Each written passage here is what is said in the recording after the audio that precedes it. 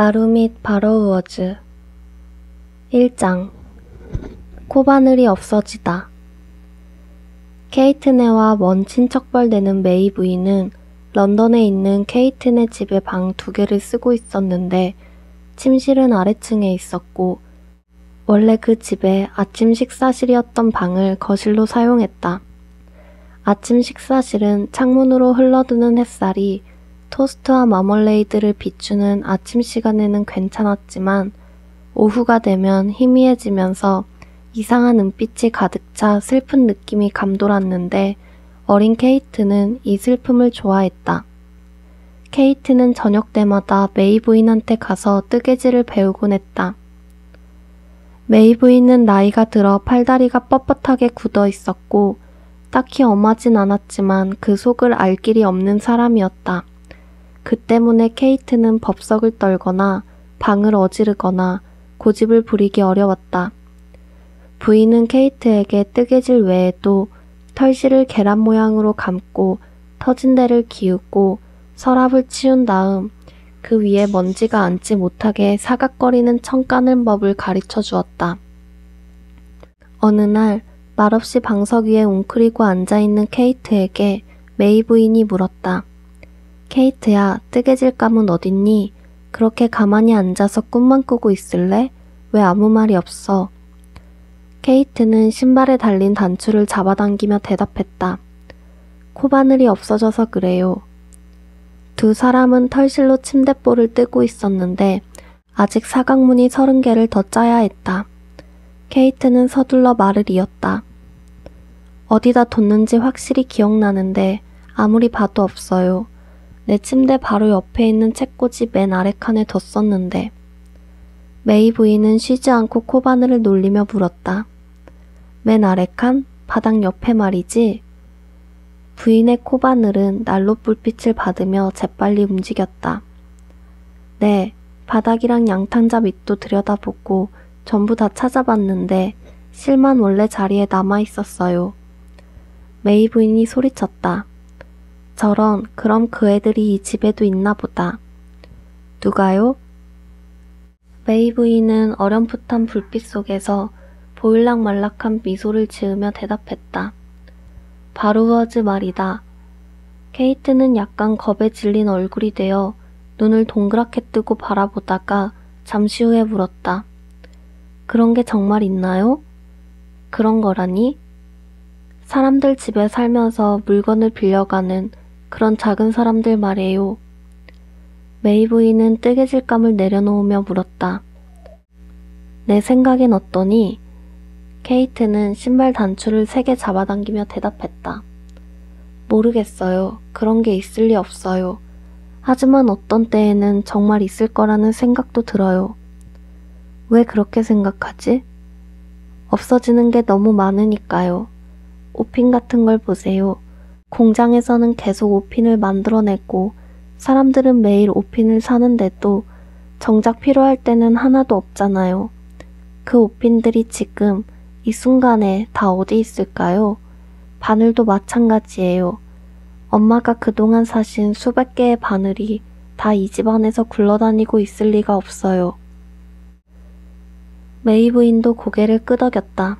그럴 리는 없지. 연필, 성냥, 밀랍풀, 머리핀, 앞핀, 골무같이 우리가 항상 사는 물건들도 다 마찬가지예요. 모자핀이나 앞지도 마찬가지지. 네, 앞지도 그래요. 하지만 모자핀은 아니에요. 메이 부인은 다시 뜨개질감을 집어들며 말했다. 바로 그게 내가 잘 모르는 부분이야. 모자핀은 없어지는 이유가 있거든. 케이트는 부인을 뚫어져라 쳐다보며 물었다. 이유요? 제 말은 무슨 이유요? 실은 2가지 이유가 있단다. 모자핀은 무기로도 아주 좋고. 메이 부인은 갑자기 웃음을 터뜨리더니 말을 이었다. 말해놓고 보니 아주 이상하게 들리는구나. 부인은 잠시 망설이다 말을 이었다. 이건 아주 오래전 얘기야. 케이트가 물었다. 할머니가 모자핀에 대해서 어떻게 아세요? 보신 적 있으세요? 메이 부인은 깜짝 놀란 표정을 지으며 케이트를 쳐다보았다. 그럼. 케이트는 답답하다는 듯이 소리쳤다. 모자핀이 아니라 아까 뭐라고 하셨더라? 빌리는 작은 사람들이랬나? 그거 말이에요. 메이 부인은 숨을 훅 들이마시더니 얼른 대답했다. 아니, 본 적은 없다. 케이트가 소리쳤다. 하지만 누군가 본 사람한테서 얘길 들으셨죠? 맞죠? 쉬, 그렇게 소리 지르지 마라. 메이 부인은 빤히 쳐다보는 케이트를 내려다보며 빙그레 웃더니 눈길을 돌려 먼 산을 보았다. 그리고 아련한 목소리로 덧붙였다. 내 남동생이 하나 있었는데. 케이트는 방석 위에 꿇어앉았다. 아, 그분이 보셨군요. 메이 부인은 고개를 저었다. 몰라, 나도 잘 모른단다.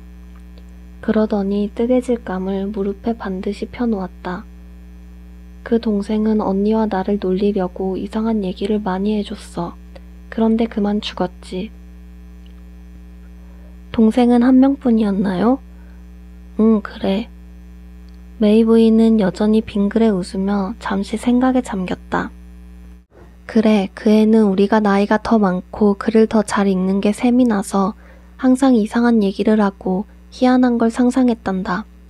그런 걸로 괜히 재고 우리를 놀려주려고 애썼던 거지. 메이 부인은 난로를 들여다보며 말을 이었다. 그런데 우리 형제들이 신비와 마술, 전설의 땅인 인도에서 자랐기 때문일지는 몰라도 그 애에게는 어딘지 모르게 우리가 못 보는 뭔가를 볼 수 있다는 느낌이 들곤 했지. 언니와 나는 그 애가 우리를 놀리고 있다는 걸 알아채기도 했지만 알아채지 못할 때도 있었단다. 메이 부인은 몸을 앞으로 숙이고 특유의 깔끔한 솜씨로 난로 받침살 밑에 부채꼴 모양으로 수북히 쌓여있는 재를 긁어내더니 소를 잡은 채 불 속을 들여다보았다. 그 애는 어릴 때 몸이 허약해서 인도에서 돌아오자마자 류마티즘에 걸렸단다. 그래서 한 학기 내내 학교를 쉬고 시골에 있는 대고못댁에 가 있었지. 그런데 거긴 나도 나중에 가봤지만 정말 이상한 옛집이었어. 메이 부인은 구리 노쇠고리에 소를 걸고 손수건으로 손을 닦더니 다시 뜨개질감을 집어들며 말했다. 이제 등불을 켜는 게 좋겠다.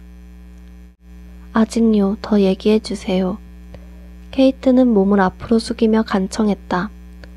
말해줬잖니. 아직 안 하셨잖아요. 그분이 작은 사람들을 본 것은 바로 그 집에서죠? 메이 부인은 빙그레 웃었다. 바로우어즈를 본 곳? 그래, 우리 동생은 그렇게 말했지. 우리가 그렇게 생각하게 만들었지. 게다가 동생의 말을 들어보면 그 애는 직접 보았을 뿐 아니라 아주 친해져서 저도 바로우어즈 비슷한 존재가 되었던 것 같아. 아, 빨리 얘기해 주세요.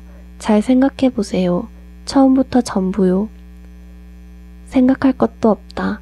이상하게도 그 얘기는 실제로 겪은 일보다 더 선명하게 기억나거든. 어쩌면 그 일이 정말일지도 모르지. 글쎄, 나로서는 알 길이 없어. 인도로 돌아가는 길에 동생과 나는 한 선실을 썼고 언니는 가정교사와 같이 있었어. 너무 더워서 잠이 안 오는 날이면 동생은 전에 그 난쟁이들과 했던 말이며 난쟁이들이 어떻게 사는지를 자세히 얘기해주고 지금은 그들이 어떻게 지내고 무엇을 하고 있는지 궁금하다는 말을 하곤 했단다. 그들이 정확히 누구예요? 호밀리와 팟, 그리고 꼬마 아리에티. 팥요? 응, 그 바로우어즈는 이름까지도 이상했단다. 자기들은 인간의 이름과 전혀 다른 자기들만의 이름을 갖고 있다고 생각했지만 실은 다 빌려온 이름들이라는 걸 누구나 쉽게 알 수 있었지. 심지어는 핸드리어리와 이글티나의 이름까지도 말이야. 그들이 가진 건 모두 남한테 빌린 것으로 자기들 것은 하나도 없었어. 아무것도. 그런데 내 동생 말에 따르면 그 바로우어즈는 아주 까다롭고 오만해서 자기들이 이 세상의 주인이라고 생각한대. 그게 무슨 말씀이세요? 그 난쟁이들은 인간이 자기들을 위해 천한 일을 하도록 만들어진 큰 노예라고 생각한대. 최소한 자기들끼리는 그렇게 생각했대.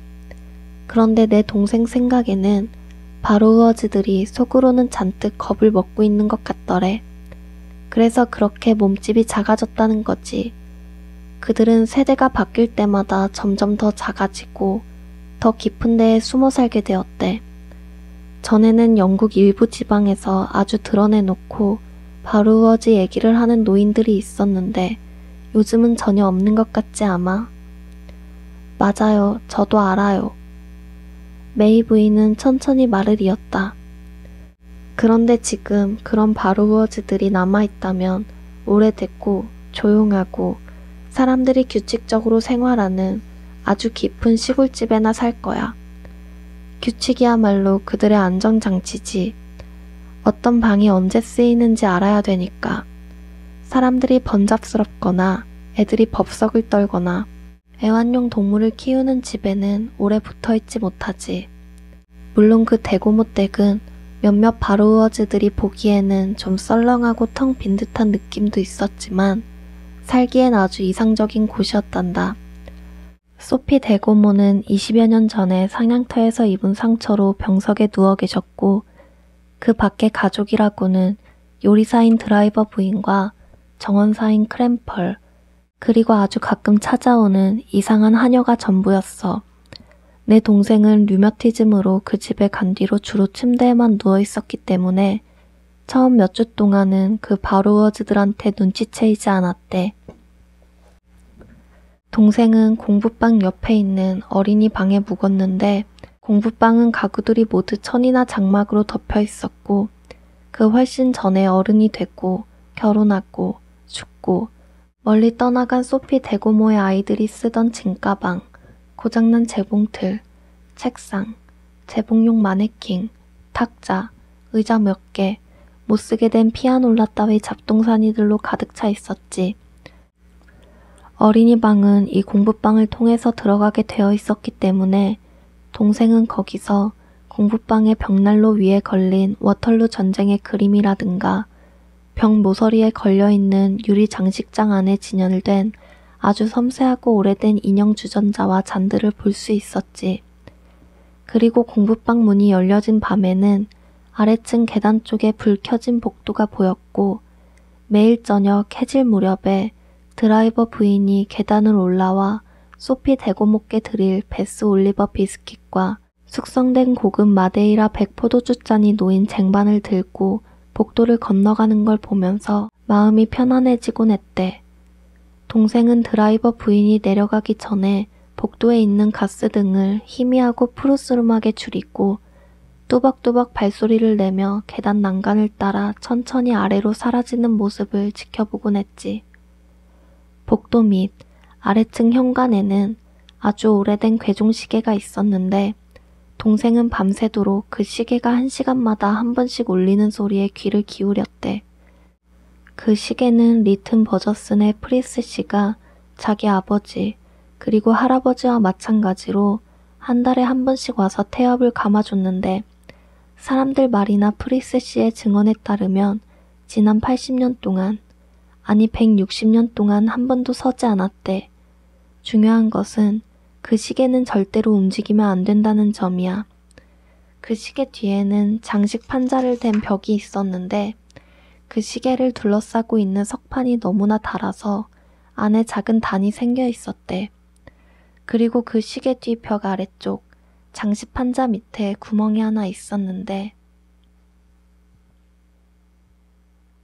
2장 바로우어즈의 요새. 그건 바로 팥의 구멍, 요새를 지키는 성문이자 집으로 들어가는 입구였다. 하지만 팥의 집이 벽시계 근처에 있었던 것은 아니었다.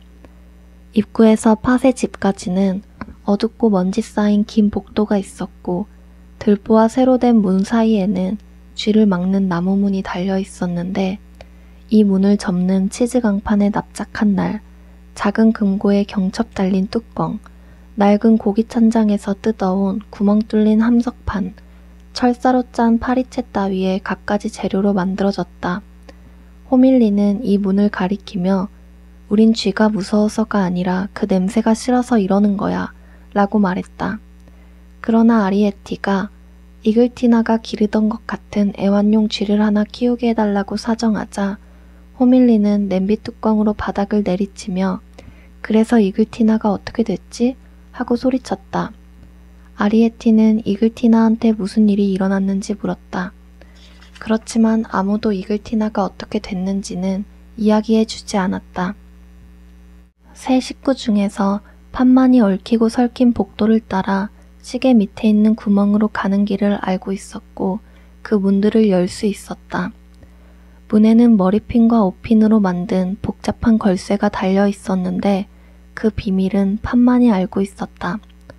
팥의 부인과 딸은 부엌 아래 자리 잡고 있는 아늑한 보금자리에서 그 위에 있는 갖가지 위험과는 거리가 먼 평온한 나날을 보내고 있었다.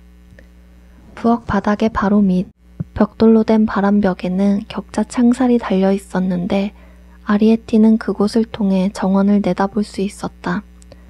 산책로에는 자갈이 깔려 있고 봄이면 크로커스가 피고 보이지 않는 나무에서 꽃잎이 날리고 그 뒤에는 철쭉꽃이 소복하게 피고 새들이 날아와 모이를 쪼거나 어울리는 정원이었다. 너는 그렇게 오래 새들을 구경하면서도 뭐 좀 시키면 항상 시간이 없다고 난리더라.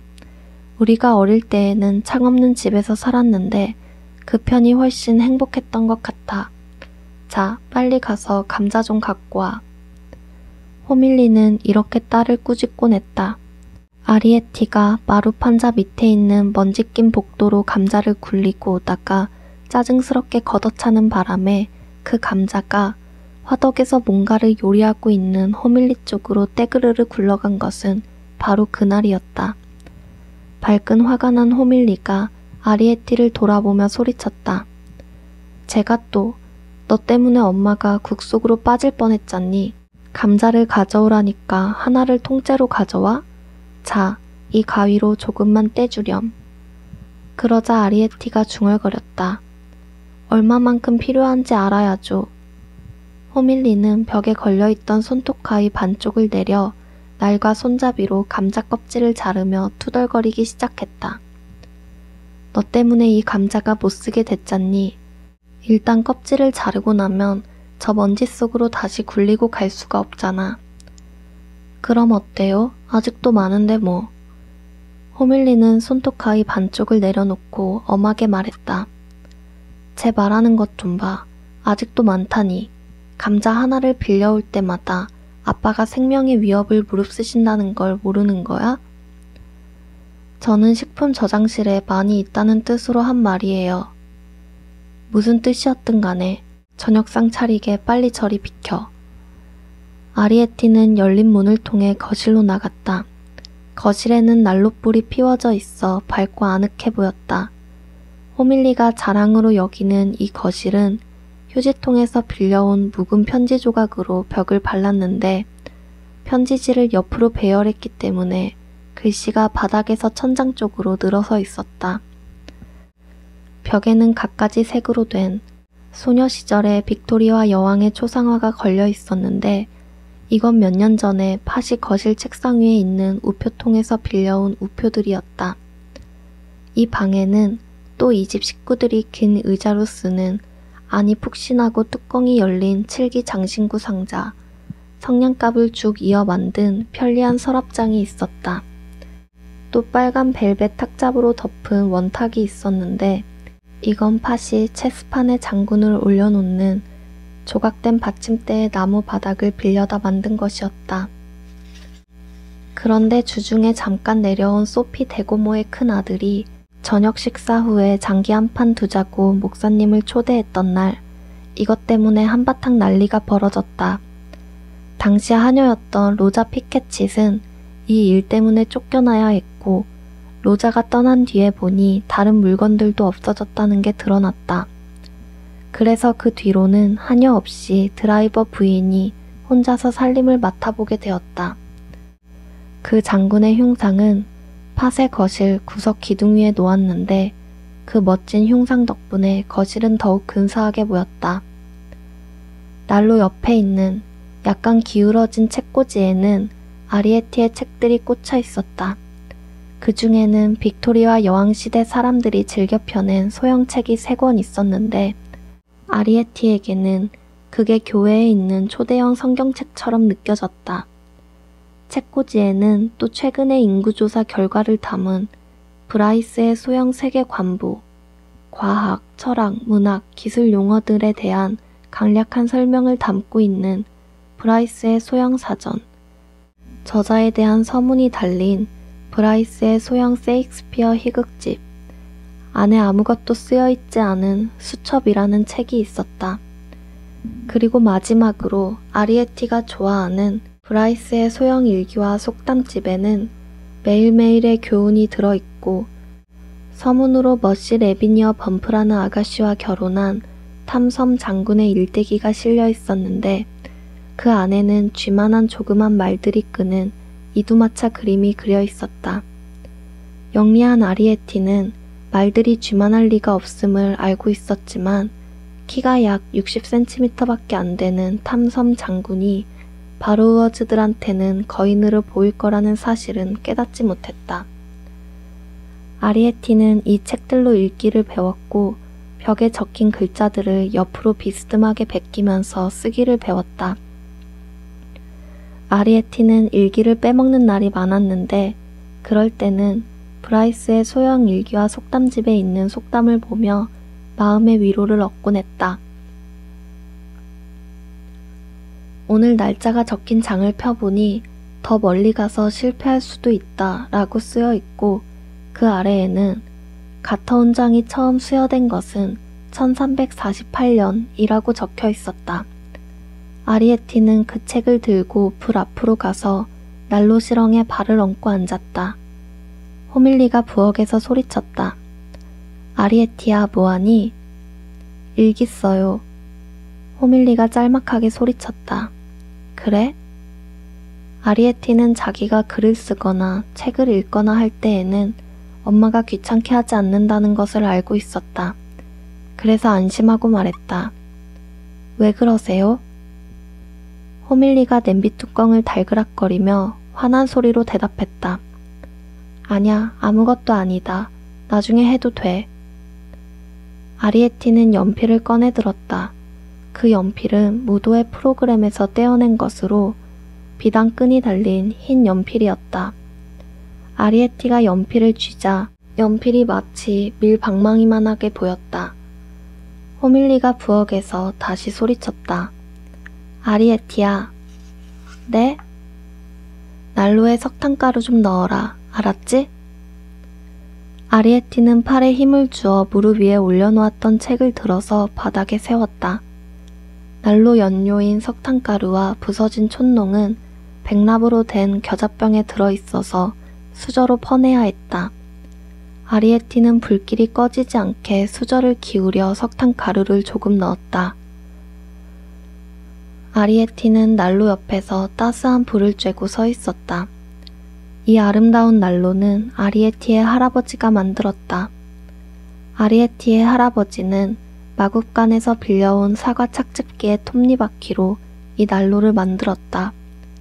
톱니살은 확 뿜어져 나오는 별빛처럼 사방으로 튀어나와 있고 그 가운데로는 불기운이 보였다 안 보였다 했다. 그 위에는 작은 노쇠 깔때기를 거꾸로 하여 만든 연통이 있었다. 이 연통은 위층 거실의 탁자 위에 예전부터 있던 남포등에서 언젠가 빌려와서 만들었다. 연기는 이 깔때기 입구에 달린 여러 개의 파이프를 통해 위측 부엌 연통으로 빠져나가게 되어 있었다. 성냥으로 불을 피우고 석탄 가루를 부어 불길이 세워져 쇠가 달궈지면 호밀리는 난로 위에 은골무로 된 냄비를 올려 국을 끓였고 아리에티는 그 옆에서 밤을 구워 먹었다. 그런 겨울밤은 정말 아늑했다. 아리에티는 무릎에 커다란 책을 펴놓고 가끔 소리를 내며 읽었다. 팥은 구두꼬를 손질하고 있었고 호밀리는 조용히 앉아 뜨개질을 하고 있었다. 호밀리는 끝이 까만 핀이나 바늘로 가족들의 스웨터나 털 양말을 떴다. 그럴 때마다 호밀리가 앉아있는 의자 옆에는 큰 비단이나 털실 뭉치가 탁자 높이만큼 쌓여 있었는데 가끔 호밀리가 털실을 너무 세게 잡아당기는 바람에 털실 뭉치가 열린 문을 통해 먼지 낀 복도로 도로를 굴러가곤 했다. 그러면 아리에티는 달려나가 조심스럽게 털실을 되감으며 굴려왔다. 거실 바닥에는 진한 붉은색 앞지가 깔려 있었다. 앞지는 따뜻하고 안락한 느낌을 주며 차나 물이 쏟아지면 싹 빨아들였다. 호밀리는 사용할 수 있는 앞지가 위층에 많이 있을 때에는 가끔씩 새 것으로 갈아 깔 수 있었으나 소피 대고모가 병석에 누우신 뒤로는 갑자기 손님이나 오면 모를까 드라이버 부인이 앞지를 생각하는 일은 거의 없었다. 마룻바닥 밑에서는 빨래 말리기가 어렵기 때문에 호밀리는 자주 빨지 않아도 되는 물건들을 좋아했다. 아리에티의 할아버지가 부엌 보일러와 연결된 관에 수도꼭지를 달아준 덕분에 집 안에서 더운 물, 찬물을 얼마든지 쓸 수 있었다. 이 집 가족들은 작은 수프 그릇을 욕조로 썼고 목욕 후 욕조를 닦은 뒤에는 사람들이 욕조 안에 뭘 넣지 못하게 뚜껑을 닫아두었다.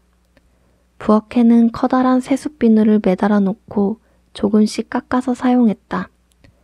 팥과 아리에티는 백단향 비누를 좋아했지만 호밀리는 석탄제향 비누를 좋아했다. 호밀리가 부엌에서 소리쳤다. 아직도 일기 쓰니? 네, 일기 써요. 아리에티는 책을 힘껏 들어 다시 무릎 위에 올려놓았다. 아리에티는 큰 연필에 심을 빨며 잠깐 깊은 생각에 잠겨 허공을 응시하고 있었다.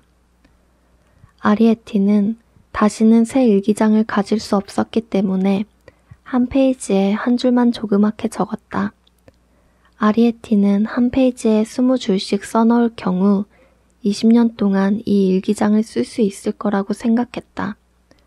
아리에티가 이 일기장을 쓰기 시작한 지 벌써 2년 가까이 되었다.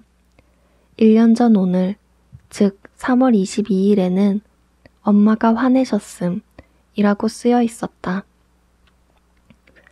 아리에티는 한동안 생각하다가 엄마 밑에 같음 표시를 하고 화내셨음 밑에는 걱정하고 계심 이라고 써넣었다. 호밀리가 부엌에서 소리쳤다. 아리에티야, 지금 뭐하고 있다고? 아리에티가 일기장을 덮으며 대답했다. 아무것도 안 해요. 호밀리가 다시 부엌에서 소리쳤다. 그럼 이 양파 좀 잘라줄래?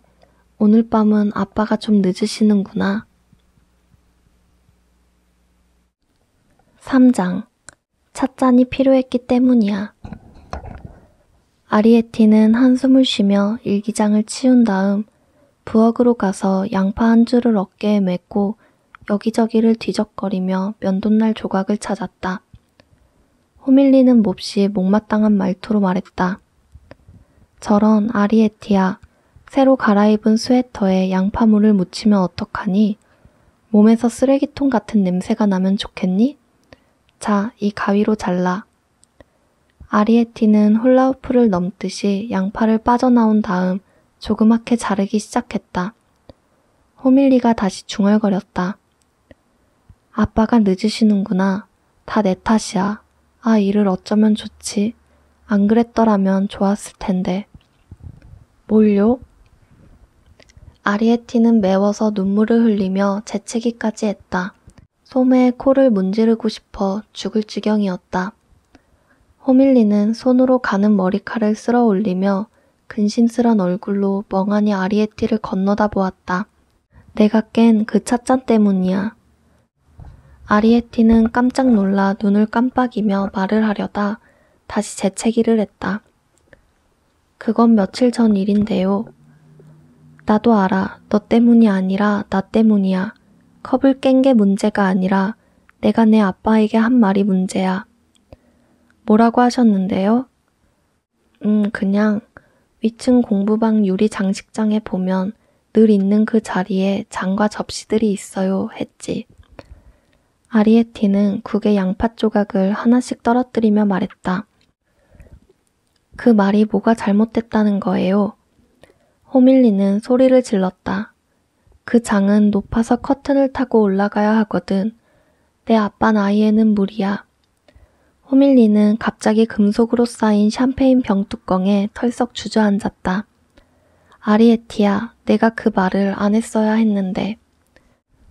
걱정 마세요. 힘에 부치는 일은 안 하실 거예요. 아리에티는 온수 파이프에서 고무로 된 향수병 마개를 뽑았다. 그러고는 양철로 된 아스피린 병뚜껑에 온수를 받아 찬물을 타서 손을 씻었다. 호밀리가 다시 입을 열었다. 내가 지나치게 찻잔 타령을 한 탓이야. 찻잔이 뭐 그렇게 중요한 거라고. 너의 핸드리얼이 큰아버지는 값싼 도토리잔만 쓰셨는데도 그렇게 오래 사시고 이사까지 가셨잖니. 우리 외가는 작은 상아 골무를 온 식구가 돌려가며 썼단다. 그렇지만 찻잔을 한번 써보면 내 심정이 이해가 될 거야. 아리에티가 붕대인 롤러 수건에 손을 닦으며 말했다. 네. 호밀리가 소리를 질렀다. 그래, 분명히 그랬을 거야.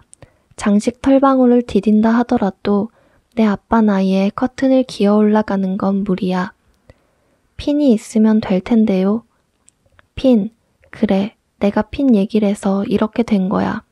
모자핀 꼭지에 테이프를 붙여 길게 늘어뜨린 다음 그걸 잡고 올라가라고 말씀드렸거든. 그리고 요리 시간을 재게 소피 대고모 침실에 있는 에메랄드 시계도 빌려오라고 했단다. 호밀리는 떨리는 목소리로 말을 이었다. 내가 나쁜 년이지. 내가 나쁜 년이야. 아리에티는 갑자기 엄마를 불렀다. 엄마.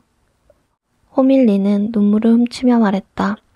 왜, 뭔데 그래? 아리에티는 자신있게 말했다. 저도 커튼을 탈 수 있어요. 호밀리는 벌떡 일어나며 말했다. 아리에티, 너 또 그런 소리 하면 혼난다. 엄마, 나도 할 수 있어요. 나도 빌려올 수 있다니까요.